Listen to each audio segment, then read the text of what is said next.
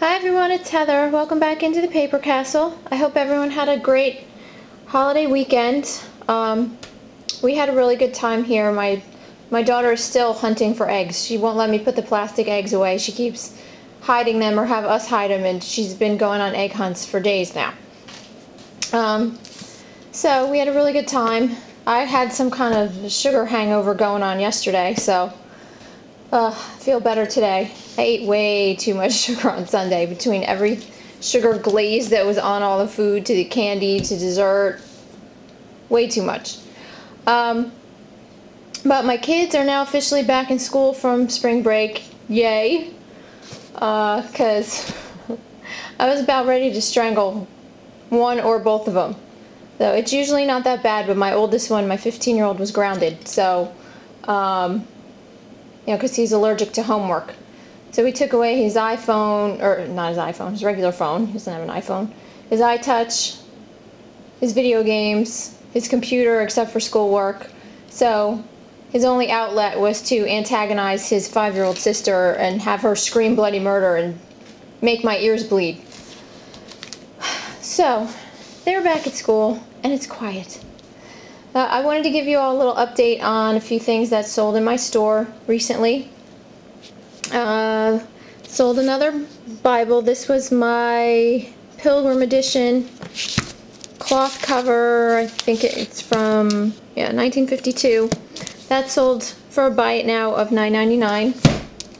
My Art of Wyland book that I showed you all in a previous video that was signed by him sold yesterday for a buy it now of $29.99.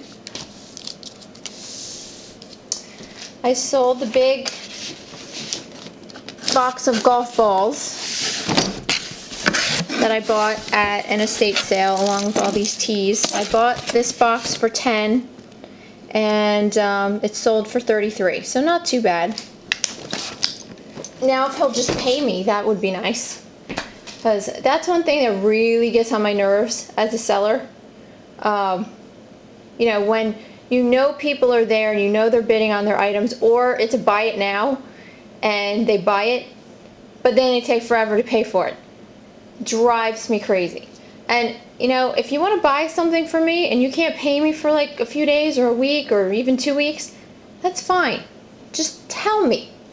But these people just sit there and they don't email you, they don't contact you, they just wait. I don't know what they're waiting for, but I'm going to send him an invoice today and hopefully he will pay me. But I wanted to show you my little sleeper item that I sold. I bought this at the same estate sale where I bought the golf balls.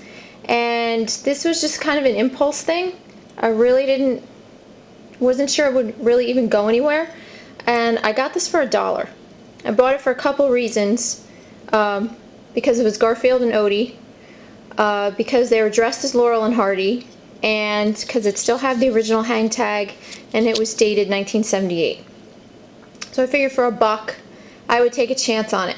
Well, I put this up on a Friday night, which I usually don't do a lot of Friday night auctions, and because I just didn't really think it would go anywhere. I thought I would just roll it over into the store, and within I think an hour it had 4 people watching it. By the next morning, it had a bid of $9.99, and there were 10 people watching it. So it finally sold for $38. So I was really excited about that. It's going to be shipped to Hong Kong today. So he finally paid me yesterday. So I looked, and there are a lot of Garfield figurines. There aren't a lot with Garfield and Odie, and I didn't see any like mine where they're dressed up like Laurel and Hardy. So check out the Garfield figurines. Some of them are very collectible, especially, like I said, the ones with Garfield and Odie. So if you can get your hands on some of those, do it.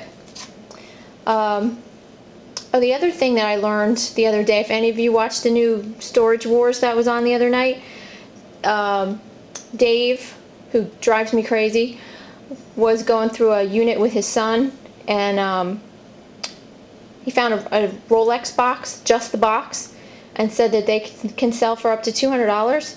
So I checked it out, and he's right. They do sell for around 200 bucks. Anywhere from like 50 to 200 to even more than that, depending on what it is. So if any of you find empty Rolex boxes, pick them up. So I think that's it for right now.